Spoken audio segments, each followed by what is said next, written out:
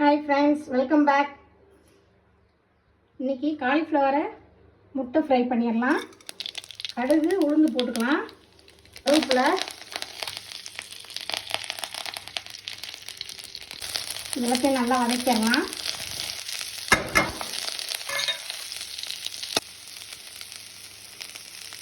காலிஃப்ளவரை நான் மஞ்சள்தூள் போட்டு சுடுதண்ணில் போட்டு எடுத்துருக்கிறேன். இது இதில் போட்டுக்கோங்க. காலிஃப்ளவரில் புழு இருக்கும், அதனால சுடுதண்ணியில் மஞ்சள்தூள் போட்டு லேசாக ஒரு கொதி வர வச்சுக்கோங்க. காலிஃப்ளவருக்கு தேவையான உப்பு, கொஞ்சம் தண்ணி. காலிஃப்ளவர் நல்லா வெந்துருச்சு. அடுப்பு சிம்மில் வச்சுட்டு ஒரு முட்டையை உடச்சி இதில் ஊற்றிக்கலாம். ஒரு முட்டை உடச்சி ஊற்றிருக்கிறேன். கொஞ்சமாக பெப்பர் பொடி,